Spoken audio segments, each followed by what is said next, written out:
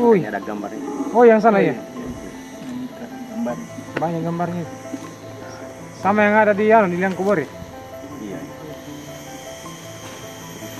Mungkin kita bisa melaporkan adanya gambar-gambar yang di tebing-tebing ini.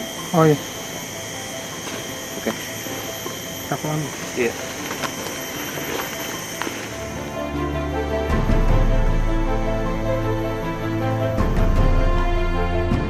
Ya, jadi awal mulanya itu ada laporan dari masyarakat pada saat itu tahun 2015 ya. Jadi saya mendengar itu, saya punya upaya penyisiran bersama masyarakat dan pemerintah desa hadir di situs Langgoma pada tahun 2015 itu. Sehingga kita hadir ke sana bersama-sama sekitar 20 orang lebih ya. Kita periksa gambar-gambar ternyata benar.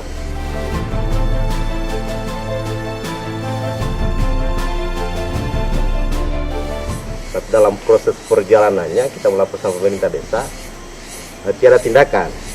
Sampai tahun 2019 kita naik lagi ke Sasar. Itu Desember kalau salah kita naik.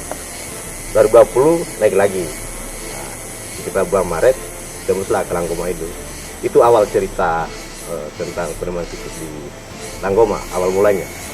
Nah, setelah dari situ berkembanglah cerita-cerita masyarakat bahwa ada di Wangkukuku, ada di mana Pogo, ada di Kaundalo, bahkan ada lagi sekitarnya, ada di Bow, di Labeli Panda. Kemarin lagi ada laporan dari masyarakat, ada di Wangkolibo, ada di Sandunga. Insya Allah mungkin di atas tanggal 9 kita akan cek kembali itu laporan-laporan masyarakat. Masyarakat tidak paham tentang gambar-gambar yang ada di sana. Maka mereka mengira bahwa itu katanya gambar-gambar apa semut apa. Jadi mereka tidak paham. Sebenarnya kita terinspirasi dari Liang Kabori ini. Gambar yang ada di sana mungkin sama dengan gambar yang ada di Liang Kabori. Coba dicek. Nah, itu menjadi dasar kita untuk turun ke lapangan bersama teman-teman dibantu dengan para mahasiswa di himpunan pemuda mahasiswa Desa Konogia. Kita turun cek ke lapangan.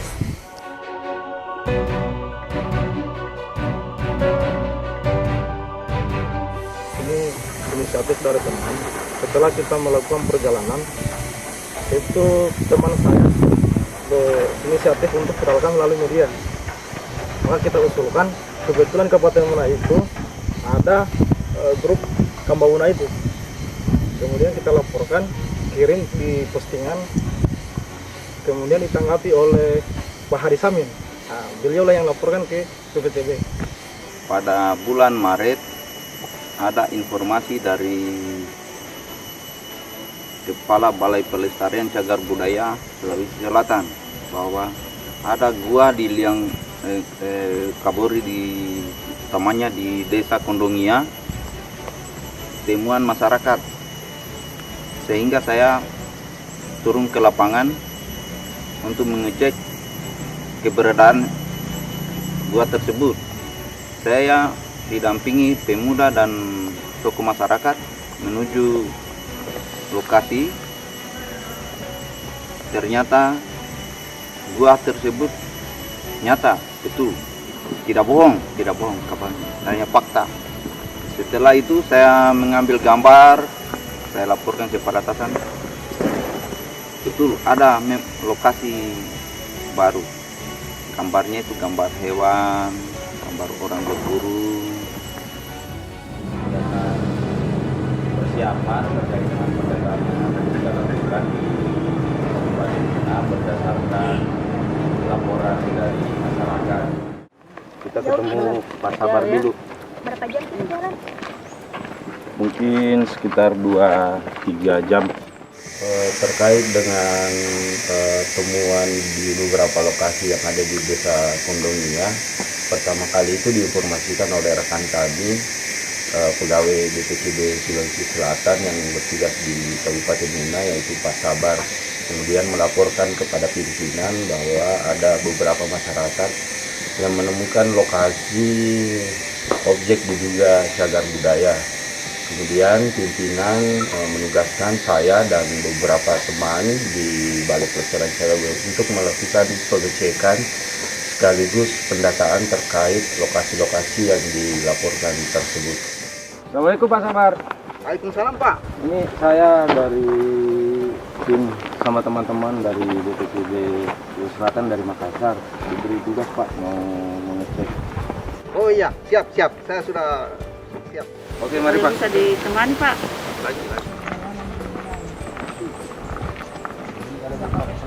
Beberapa lokasi yang dilaporkan itu jaraknya relatif jauh, sekitar 3-4 km dari perkampungan yang terdekat.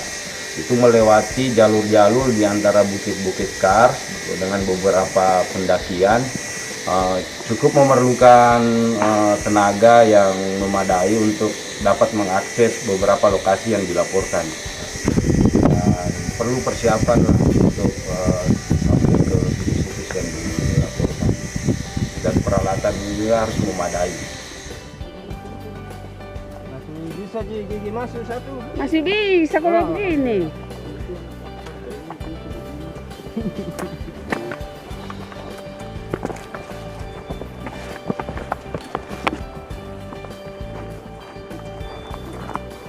Yang dilaporkan ada 4 lokasi, kami mengunjungi semua titik-titik lokasi tersebut, ada 1, 2, dan 3 ceruk. Kebetulan waktu kami mendapatkan tugas untuk melakukan pengecekan, kami menghubungi Pak Sabar dan meminta Pak Sabar untuk mengkontak beberapa masyarakat yang melaporkan supaya kami dipandu menuju lokasi situs-situs yang diduga cagar budaya.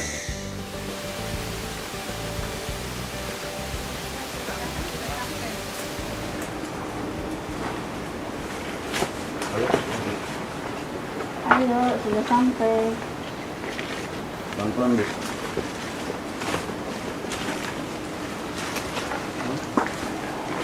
Kita ceritanya sudah sampai. Temukan ini. Di mana saja lukisannya Pak? Ada di tebing-tebing ini. Oh itu ya? Ya, ternyata. Yang naik kuda itu yang satu. Iya, cuma iya, satu. iya. Masuk aja dah. Makanya Ini yang Orang kecil-kecil di itu bawah, yang yang di atas yang besar. berpengalaman ini yang Iya, dibawa iya, ya. Iya, iya. Yang naik kuda itu yang satu. Iya, Cuma iya. satu. Iya, iya.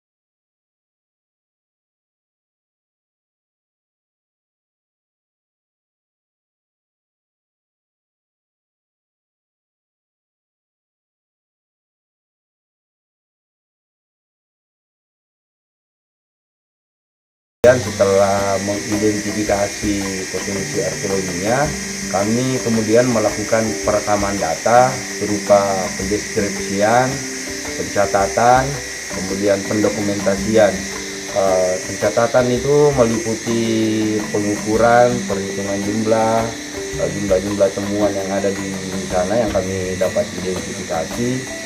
Dengan melihat bahan seperti apa saja, jenis-jenis temuannya, bahannya, dan kondisinya bagaimana, apakah ada yang rusak atau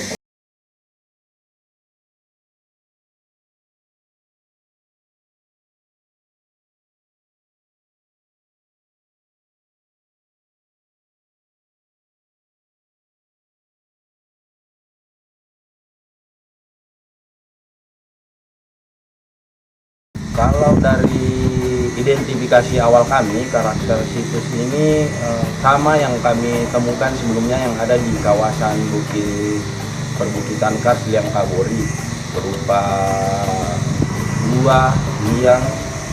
gua atau tebing yang memiliki lukisan.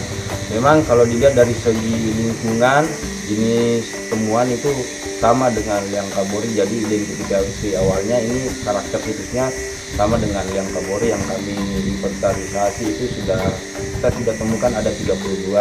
Nah, kebetulan data-data gua yang kami peroleh sebelum penemuan yang ada di desa Kondominia ini itu terkonsentrasi di desa Liang Kabori.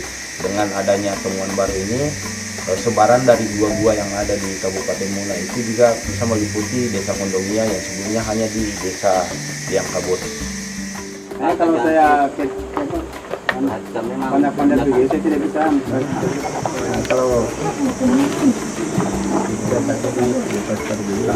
Dakotoki di kemana? Baru erot-erot gitu.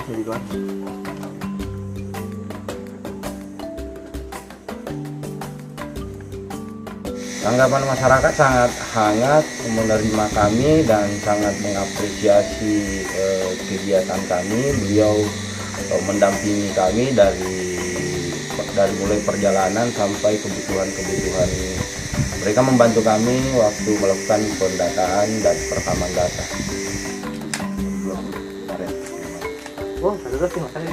Laporan dari proses pendaftaran objek yang diduga cagar budaya maupun cagar budaya itu kewenangannya ada di kabupaten kota. Karena setiap dinas kebudayaan kabupaten dan kota sesuai dengan amanah Undang-Undang Nomor 11 Tahun 2010 itu diwajibkan untuk memiliki tim pendaftar cagar budaya dan tim ahli cagar budaya. Karena lanjutan dari pendaftaran objek yang diduga cagar budaya ini diharapkan bisa ditetapkan sebagai cagar budaya, tentunya berdasarkan rekomendasi dari tim ahli cagar budaya yang sudah dibentuk di setiap kabupaten kota. Kalau kita melihat konteksnya di penemuan-penemuan di desa Liang Kabori, dari 5 tahun terakhir ini kita cukup masif menemukan situs-situs baru. Bagian dari temuan-temuan situs baru itu dilaporkan oleh masyarakat. Nah, kita sangat mengapresiasi peran aktif masyarakat dalam penemuan-penemuan yang belakangan ini. Masyarakat cukup aktif mencari buah. Cuma harapan kami ke depannya setelah ditemukan kan masih banyak upaya-upaya pelestarian terkait temuan-temuan tersebut, ada pelindungannya, ada pengembangannya, ada pemanfaatannya. Harapan kami dari Balai Pelestarian Cagar Budaya, upaya-upaya pelestarian setelah ditemukan itu juga masyarakat bisa juga berperan aktif, bukan hanya sampai menemukan situs-situs yang ada.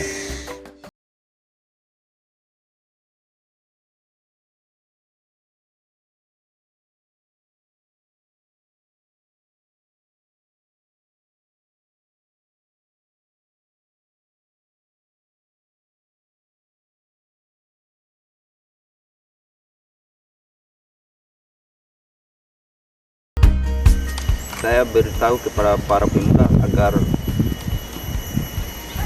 gua ini kita harus jaga.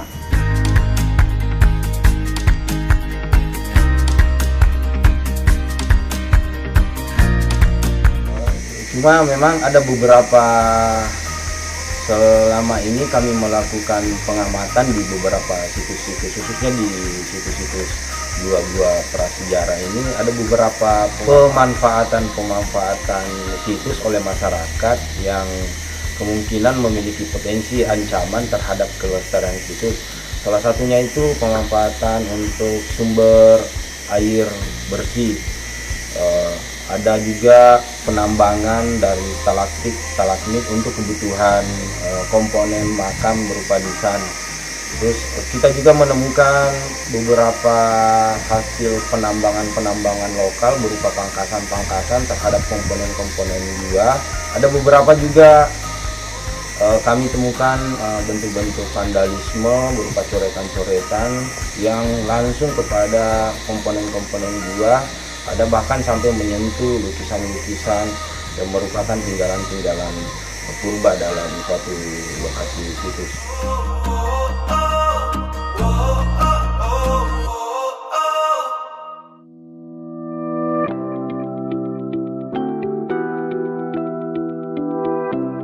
Dari keempat lokasi yang kami datangi bersama dengan warga meliputi situs Langgoma, Wangkapupu, Kaundalo, dan situs Pogo. Hasil observasi yang kami lakukan, kami menemukan adanya lukisan-lukisan pada dua ceruk dan tebing. Lukisan-lukisan ini meliputi didominasi oleh gambar-gambar yang antropomorfik atau figuratif berupa perwujudan makhluk seperti gambar manusia. Beberapa juga kami temukan gambar-gambar yang lebih ilustratif, gambar-gambar manusia menunggangi binatang. Juga kami temukan gambar-gambar geometris atau gambar-gambar lingkaran yang nampak sekilas menyerupai dengan matahari. Secara karakteristik situs, dugaan awal kami ini sama dengan situs-situs yang kami temukan sebelumnya di kawasan Kars di Liang Kabori, baik dari segi lingkungannya yang menempati bukit-bukit Kars. Jenis-jenis temuannya juga memiliki kesamaan sebagaimana yang tadi saya sebutkan, yang terdiri dari gambar manusia dan gambar binatang dan geometri.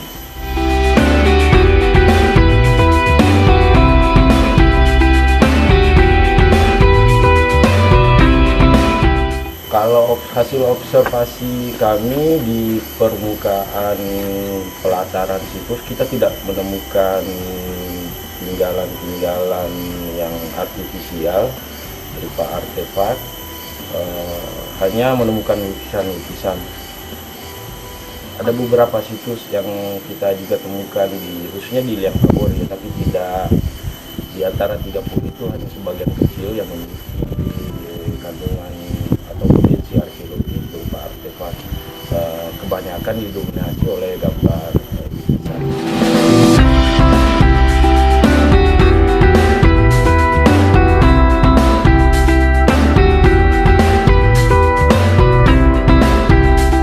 Kepada seluruh masyarakat yang ada dimanapun berada, khususnya di Kabupaten Muna, bila menemukan objek yang diduga cagar budaya, untuk segera melaporkan kepada Dinas Kebudayaan Kabupaten Kota yang ada di wilayahnya masing-masing untuk segera dilakukan pendaftaran. Karena diharapkan dengan terdaftarnya objek yang diduga cagar budaya itu bisa ditindaklanjuti dengan proses kajian oleh tim ahli cagar budaya untuk dilakukan penetapan oleh bupati atau wali kota. Harapan kami dari pemuda itu berharap kepada tim atau yang berpihak yang berwenang supaya bisa mengembangkan kembali situs ini, setidaknya bisa dikenal lah di Indonesia. Ya, harapannya supaya cagar budaya ini atau gambar-gambar yang ada di Desa Kononga itu supaya dimaksimalkan, ditingkatkan, mungkin ke depan bisa menjadi tujuan wisata ya ke depan, harapan masyarakat. Kunjungi